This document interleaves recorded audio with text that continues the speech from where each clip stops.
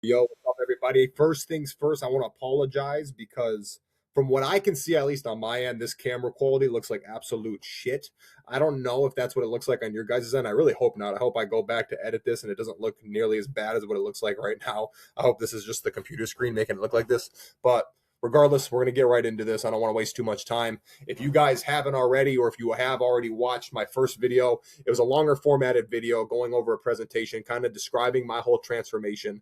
If you guys don't know my story real quick, my peak weight was about 311 pounds.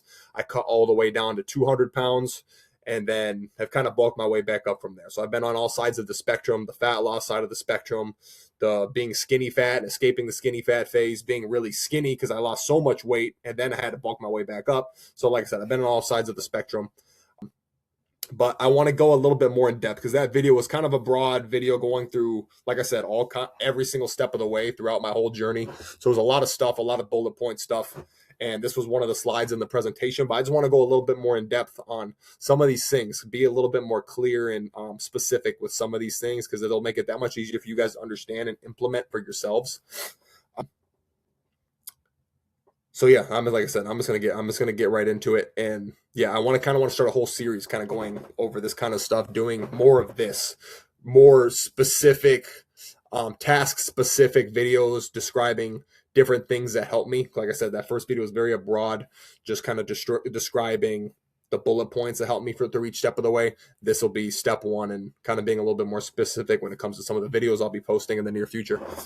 But like I said, let's get right to it. So first things first that I really want you guys to realize, if you have a goal of improving your physique, so this whole thing's going to be about improving your physique, assuming you guys are watching this because you want to feel better about your body and improve the way you look. You want to feel better and be more confident with your shirt off, right? Um, you guys need to realize one or two things. You need to realize and acknowledge what your main goal is, whether that's to lean out or it's to build muscle, because you can do a little bit of both. There's areas and spectrums where you can do both, and that, like I said, we'll talk about that a little bit in this video. I'll make a whole nother video, a little bit more deep diving in on that, like recomping and how recomping really works. But for this specifically, I want you guys to focus on one of the two. And like I said, I'm not coaching any of you guys actively right now. If you're watching this video, I'm assuming none of my clients are watching this video. But if I had to give you my opinion and my piece of advice, because like I said, I ran into this stage where I lost the majority of my weight. I went from 311 pounds down to 255-ish pounds. And I didn't know what route to go because I looked like, with my clothes on, I looked like I had lost a bunch of weight. I didn't look as bad. But then when I took my shirt off, it was just so sloppy because I still had body fat on me and I had no muscle. So it was this very overall sloppy look. And I had been so focused on fat loss and just getting off fat for so long. And I had lost so much of it already, over 60 pounds, and by that time I had still been doing stuff in the gym, trying to understand the gym. And by that point in time, when I got off the initial 60 pounds, I was confident in my approach when it came to lifting and building muscle. Obviously not as confident as I am now, because this was years ago, but I thought I was pretty confident that I at least understood enough to start building muscle. And I was just so excited to start actually focusing on building muscle and eating more food, essentially, right? Because I'm sure that was a part of it too back then. But what I want you guys to realize is I ran into a wall real quick making that mistake because I had too much body fat on my body already to begin with. And when I started bulking, I started holding more water because I was eating a little bit more food.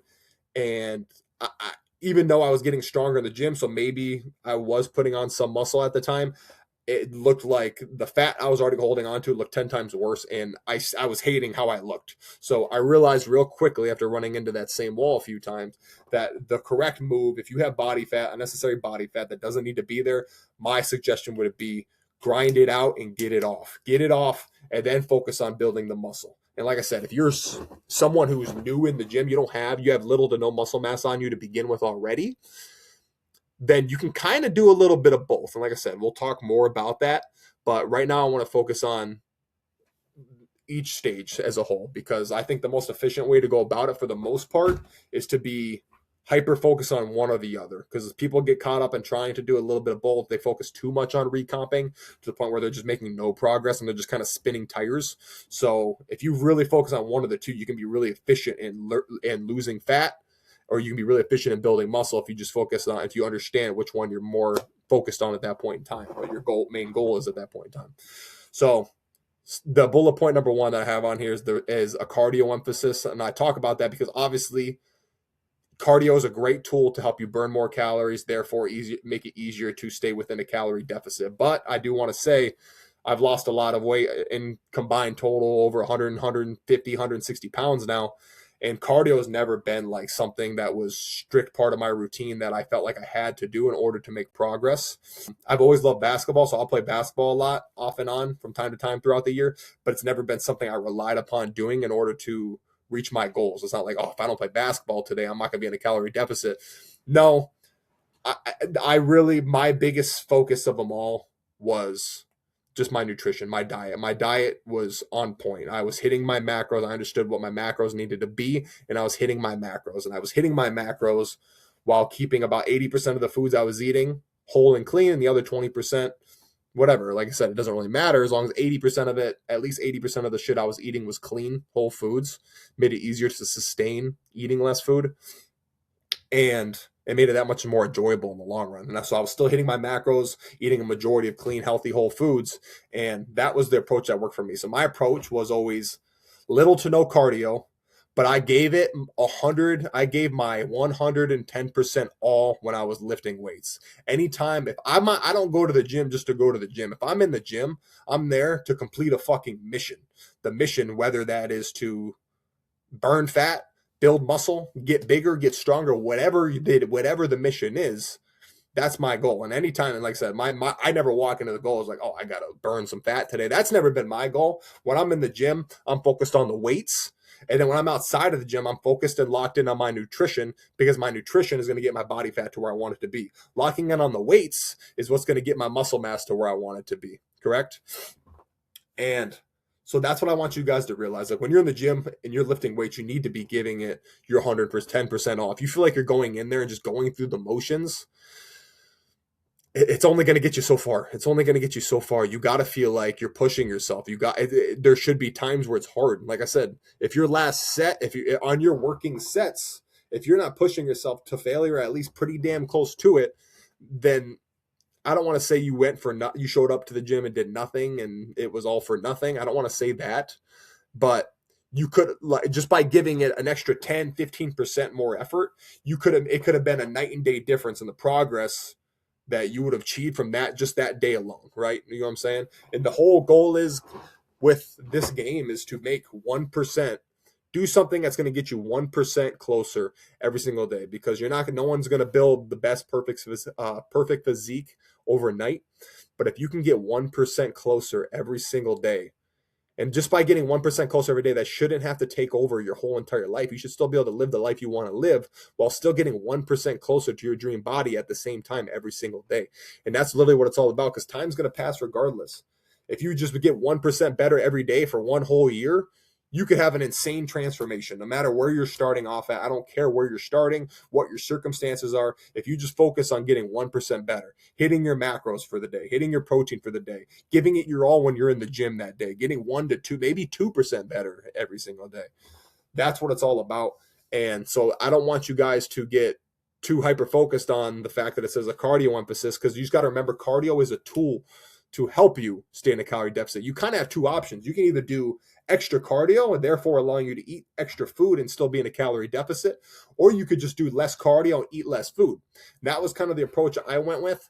And I don't like necessarily saying just eat less food, because it's not like I'm eating nothing. Like I said, I eat 85% whole foods. So I'm still able to eat a lot, because they're quality foods that I'm eating that aren't unnecessarily high in calories. They're high in protein. So I feel full when I'm eating them. So it doesn't feel like I'm eating little food. Like that's always been my approach to it. There's a big thing going around right now, like people talking about aggressive cuts. I think that's unnecessary unless you're only trying to lose like 10 to 20 pounds. If you've got more than 25, 30 plus pounds to lose, you need to find a sustainable approach that's going to allow you to enjoy it along the way, allow you to get 1% better every day, and eventually work closer and closer and closer to that end goal. The 10-to-1 ratio is just simply prioritizing protein. Like prioritize protein, like a lot of your meals. And like I said, don't run away with this, because it's more of just an example. That's not something you need to follow to a T. But when I say 10-to-1 ratio, that's talking calories to protein. If your goal is to lean out, if you prioritize making sure your main meals, whether you eat 1, 2, 3 meals a day, are following that rule. So say you eat a meal at 700 calories and it's got 70 grams of protein, that would be following the 10-to-1 ratio rule. Because in that case, if you're eating 700 calories, but you're getting 70 grams of protein in from it, like that 70 grams of protein is going to keep you full. It's going to be hard to want to just keep eating after putting down 70 grams of protein, especially assuming it's a quality protein, ground beef, chicken, whatever it is. And obviously we talk about recovery. I could make recovery could be a whole video on its own, just talking about the importances of it. But what I wanted, so like I said, before we transition into the muscle building phase 2 of this slide, I want to talk about what's in between. Because if you're let's pretend like whoever's listening to this, or we can make an example. Let's say Joe, for example, has about 50 pounds he needs to lose, and he knows he doesn't have that much muscle mass on his body either.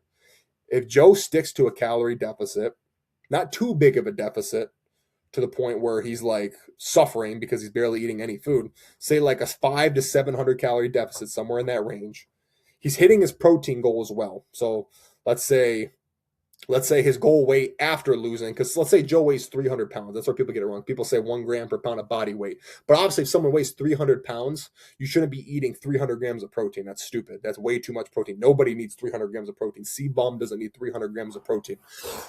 So his ideal body weight is say his ideal body weight is like 240. He wants to get down to 240, 230 pounds.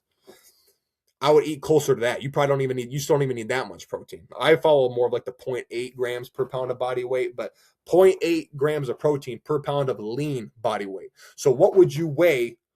So think about what your body would be, what you would weigh at say 10, 11% body fat.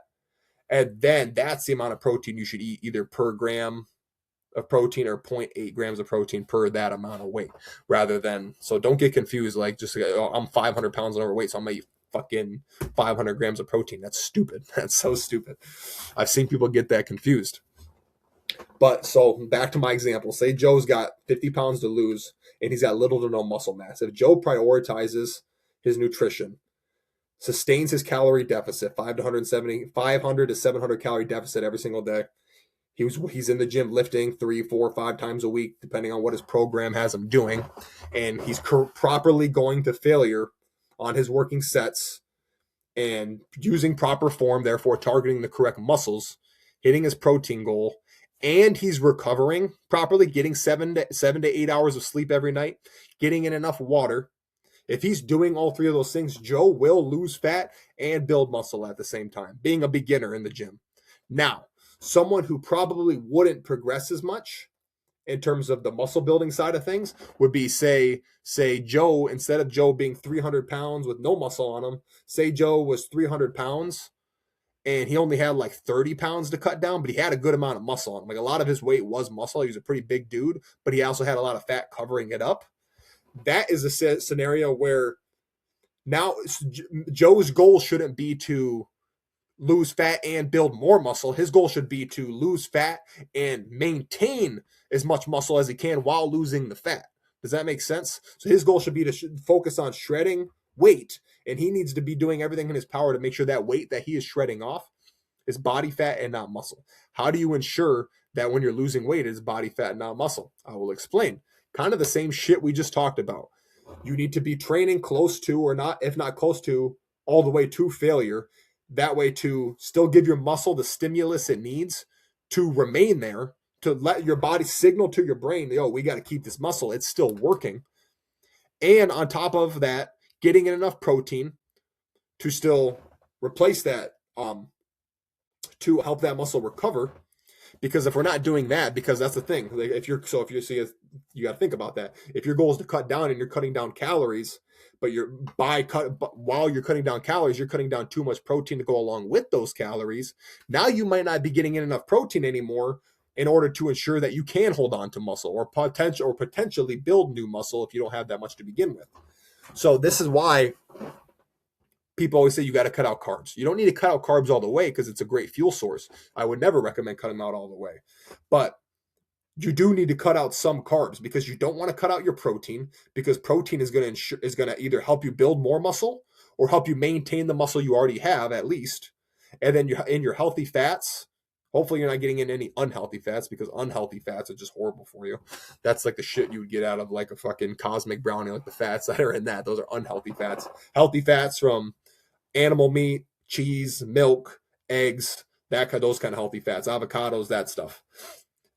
But you don't want to get rid of too many healthy fats, because healthy fats are what help you regulate your hormones, especially, and regardless of if you're a male or a female, our hormones are important, especially if we want to build the best body possible. Because if our hormones crash, then our body's going to look like shit regardless of what we're doing in the gym and in the kitchen.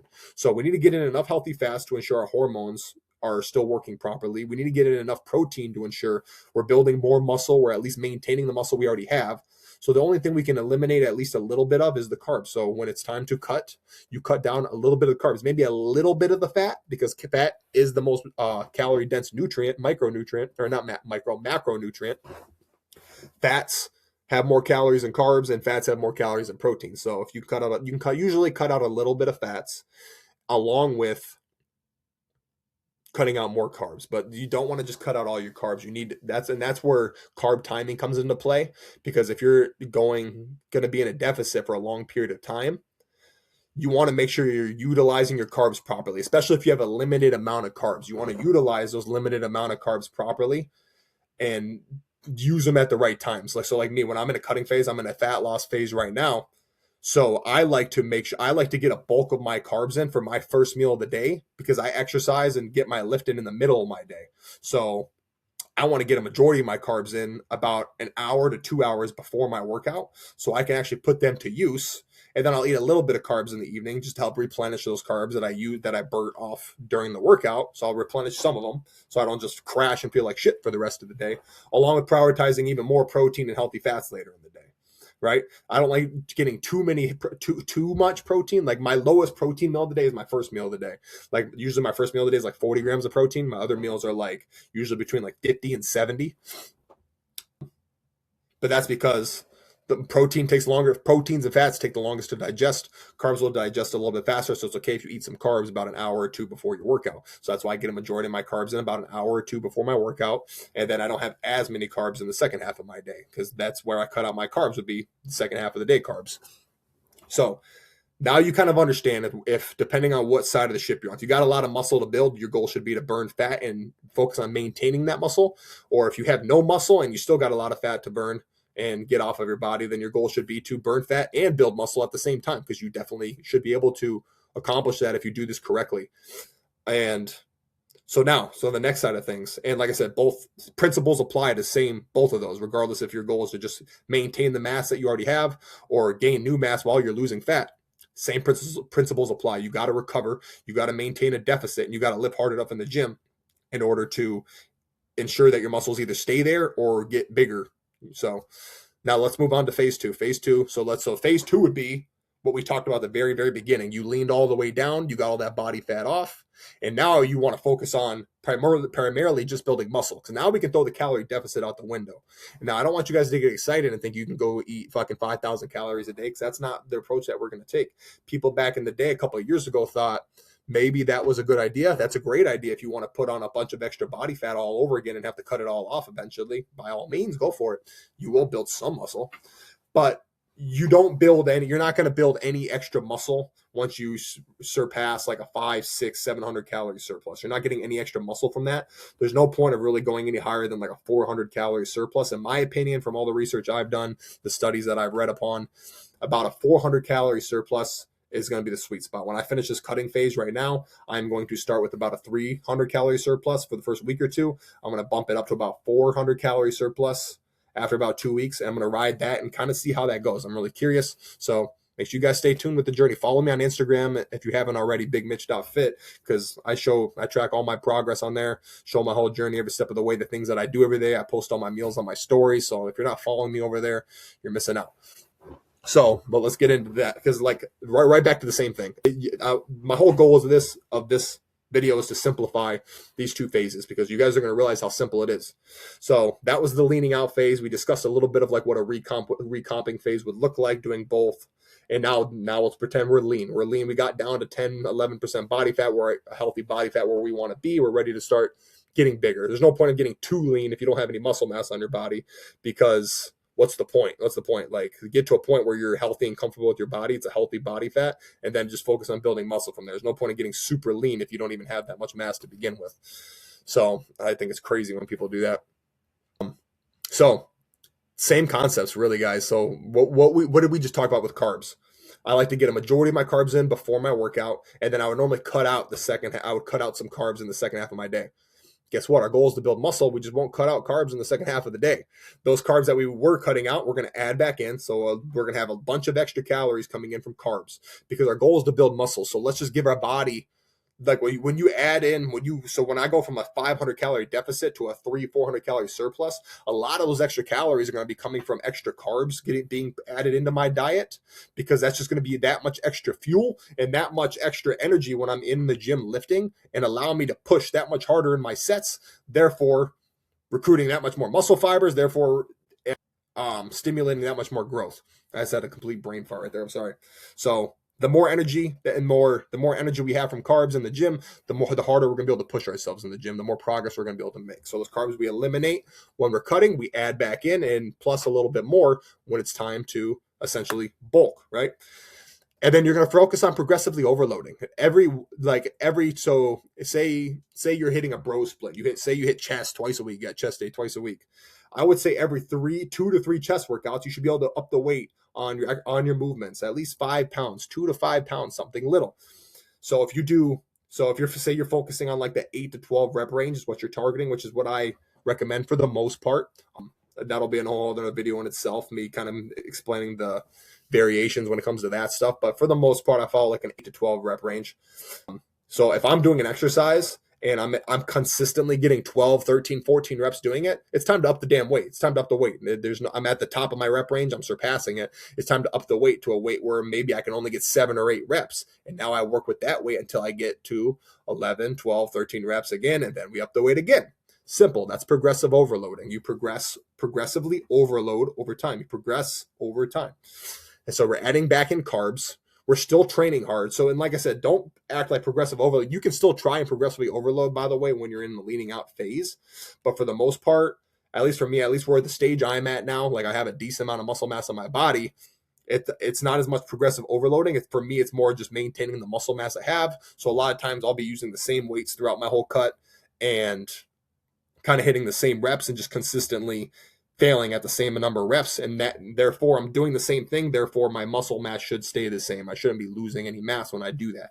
But if you're able to progress, and I actually during this cut I actually hit a PR on RDLs, not RDLs, it was hamstring curls that I had a new PR on, a new weight on throughout this cut. So maybe my hamstrings were a little underdeveloped, therefore meaning they had a little bit more room to grow, which allowed them to grow throughout this cutting phase, which is truly what I believe happened and why I was able to do that. Because most of like my upper body is definitely more developed than my lower. So for my upper body stuff, it usually stays the same throughout a cut, and I'll start progressing when I add more food back in. But I was actually able to hit some PRs for some lower body stuffs during this fat loss phase, which is really cool.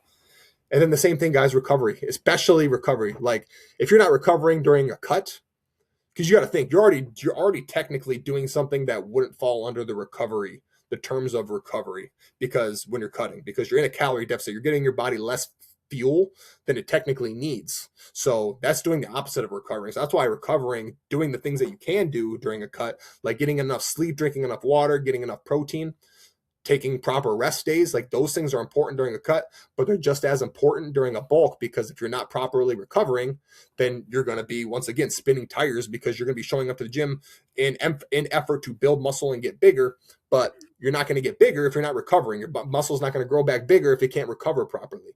So that's why this shit is so important. I feel like we touched every basis. There's really not much more to go over when it comes to this. I feel like this is a much better deep dive than the big video.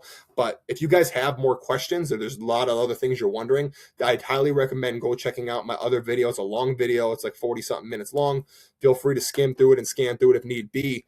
But I go over all kinds of stuff some of the same stuff, some different, but at the end of the day, it's an extremely educational video. It's going to give you, you're going to learn. If your goal is to lose fat, you're going to learn something. If your goal is to build muscle, you're going to learn something. So I highly recommend you guys checking that out. I appreciate you watching, and stay tuned for more. I'm going to be doing a lot more of these stuff like this, just pinpointing more specifics of what it is, what it takes to build a good physique, what it takes to lose weight, build muscle.